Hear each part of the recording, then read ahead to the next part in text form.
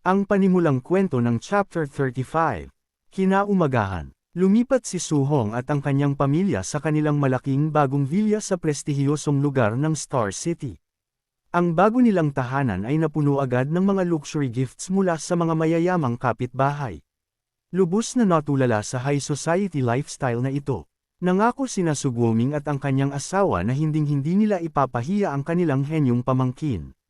Kasabay nito, isang crowd ng mga mayayamang socialites ang masigasig na nag-imbita kay Su-hong sa kanilang mga tahanan, na nag-aalok ng mga bihirang treasures para lamang makuha ang kanyang magandang loob. Isang pilit at ilang nangiti lamang ang nagawa ni Su-hong habang magalang na sinusubukang iwagayway ang kanyang kamay para itaboy ang walang tigil na crowd ng mga social climbers.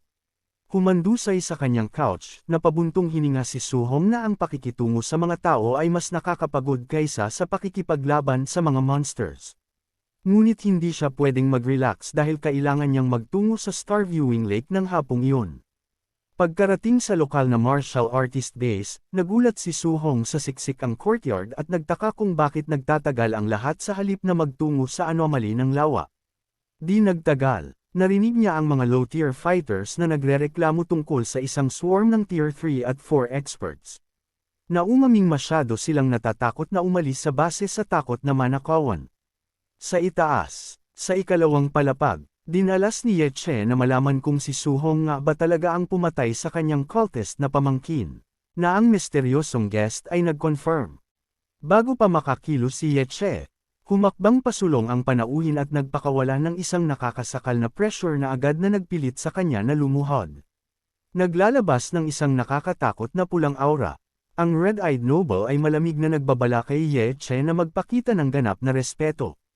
Terrified at ganap na suppressed, ang tanging nagawa ni Ye Che ay magmakaawa para sa kapatawaran. Kinalaunan ng hapong iyon, narating ni Su-hong ang Stargazing Lake, kung saan ang mga crowd ng mga martial artists ay nagtitipon na sa tabi ng mga dalampasigan. Nagtatago sa likod ng isang puno. Tahimik niyang pinagmasdan ng iba't ibang grupo ng mga hunters na nakahanay sa gilid ng tubig. Iniskan ang crowd. Napansin niya na walang mga mahihinang Tier 1 fighters dito. Ang lahat ay nasa Tier 2 o Tier 3 man lang. Napansin niya pa ang ilang lubhang mababagsik na Tier 4 experts na nagpapahinga malapit sa tubig. Napagtanto ni Su-hong na kung ang isang Tier 2 multi-attribute beast ay kayang dagsain ng ganito karaming experts, ang kompetisyon sa ibang rehiyon ay tiyak na ganap na nakakabaliw. Bigla, marahas na mga bula ang sumabog sa ibabaw ng lawa, na agad na kumuha ng atensyon ng mga kalapit na hunters.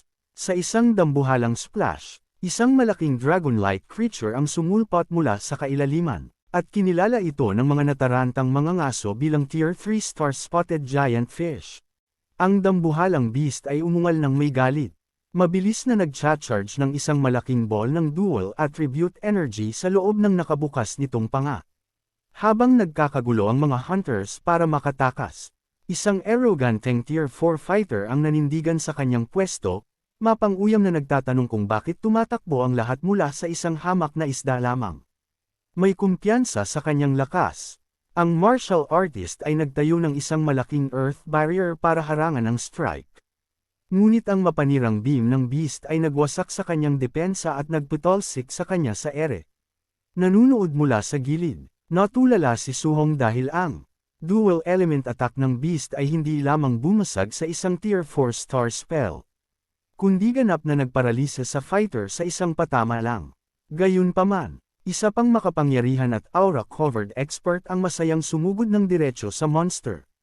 Tuwang-tuwa na ang kanyang kalahating buwang paghihintay para sa isang dual attribute beast ay sa wakas ay tapos na.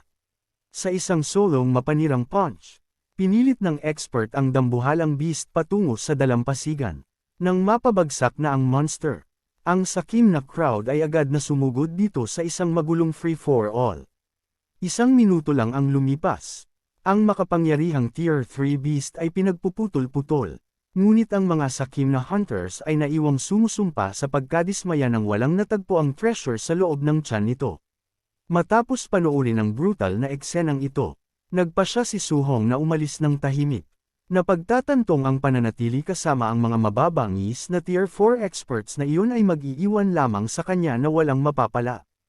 Habang pabalik siya sa kagubatan, ang pinalakas na senses ni Su-hong ay biglang sumigaw ng babala kasabay ng pagbaba ng isang masked assassin mula sa mga puno para maglunsad ng isang lethal sneak attack.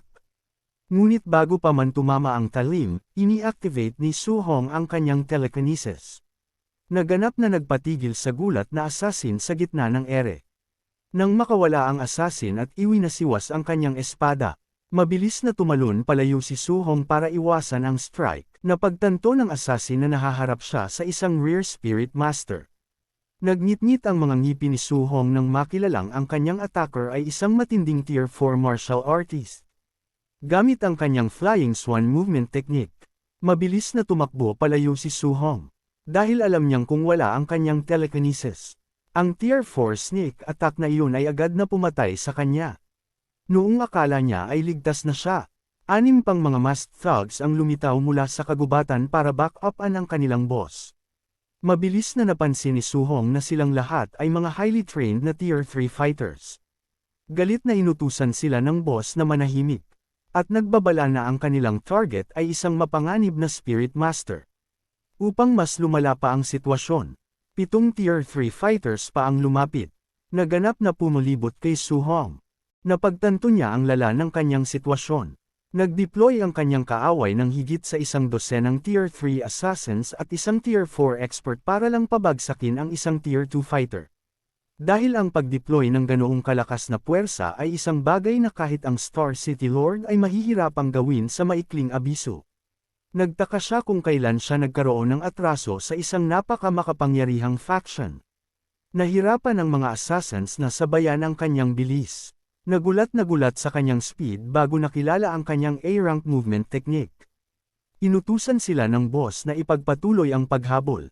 May kumpiyansa na ang tier 2 stamina ni Su-hong ang unang mauubos. Ngunit ngumiti lang si Su-hong, na walang balak sakyan ang kanilang laro habang inihahanda ang kanyang telekinetic powers.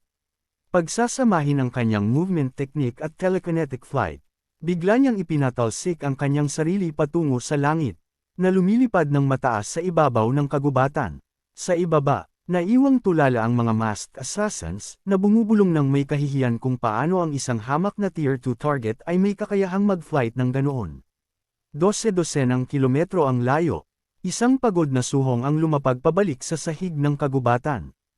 Habang ang kanyang spiritual energy ay ganap na drain, nagpasya siyang umasa sa physical stamina ng kanyang overlord body para magdulot ng mas maraming damage. Walang pili si Su-hong kundi panatilihin ang distansya sa pagitan nila. Pinagdikit-dikit ang mga detalye. Hinala niya na si Ye Kei, ang tito ng cultist na kanyang pinatay, ang nasa likod nito. Kahit na tier 3 lang si Ye Kei, ang kanyang mayayamang pamilya ay may resources para umupo ng ganoon ka-reigning elite killers. Sinuri ni Su-hong ang kanyang mga opsyon sa combat. May kumpiyansa na kaya niyang itumba ang dosenang tier 3 grunts. Ang tunay na problema ay ang kanilang matinding tier 4 leader. Kung magfo-focus siya sa mga grunts muna, madali siyang mas sneaky attack ng boss. Ngunit kung ang boss naman ang uunahin niya, malamang na ma-overwhelm siya ng mga grunts. Isa na lamang ang natitirang epektibong diskarte. Kailangan niyang burahin ang mga tier 3 grunts ng may matinding speed.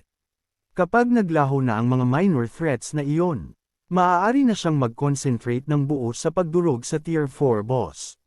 Samantala, ang galit na assassin boss ay hinati ang isang boulder gamit ang isang slice, habang isinusumpa ang napakapangit na intel na nabigong banggitin ang spirit master powers ni Su-hong.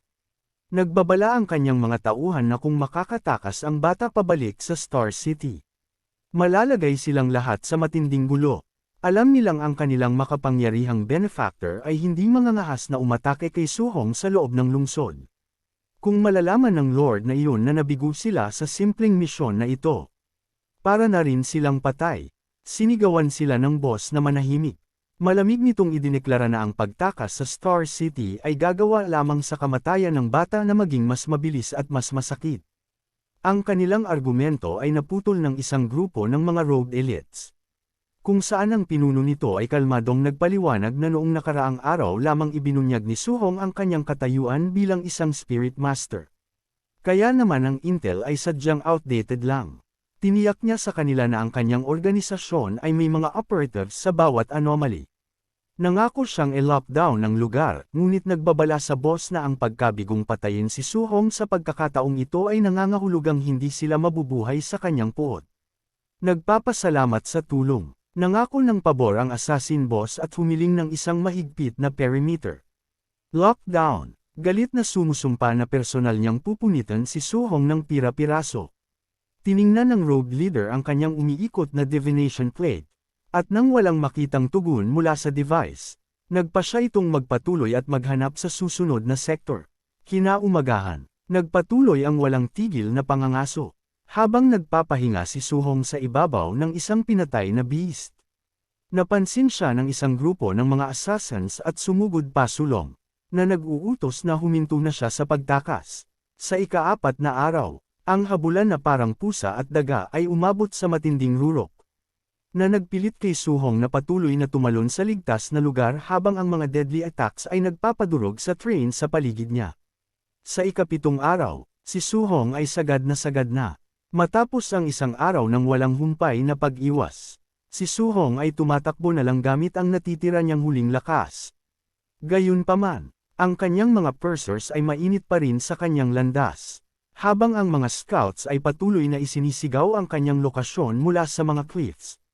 Nang subukan ng isang scout na tumawag ng backup, ang isang nainis na Su-hong ay agad itong pinatigil gamit ang isang flying kick sa mukha. Nakatayo sa ibabaw ng walang malay na scout, ang isang drained na Su-hong ay naghahabol ng hininga, dahil ang 7 sunod-sunod na araw ng pagtakas ay nagtulak maging sa kanyang maalamat na overlord body sa absolute limits nito. Desperado para sa kaligtasan, nagpa siya si Su-hong na magtungo sa Star City Official Supply Stronghold. Inisip niya na sa kabila ng katotohanang buhay pa si Su-hong. Nasa panganib pa rin siya. Sa kabila ng panganib na mabunyag, hindi mangangahas ang mga assassins na umatake sa isang highly protected government territory. Ngunit sa sandaling humakbang siya sa loob, ang matitinding titig mula sa mga guards ang nagkumpirma sa kanyang pinakamatinding takot. Nagnitnit ang kanyang mga ngipin, napagtanto ni Su-hong na ang mastermind na nag-o-orchestra ng walang humpay na manhunt na ito ay tunay nga na si Ye Kay. At dito nagtatapos ang Chapter 35.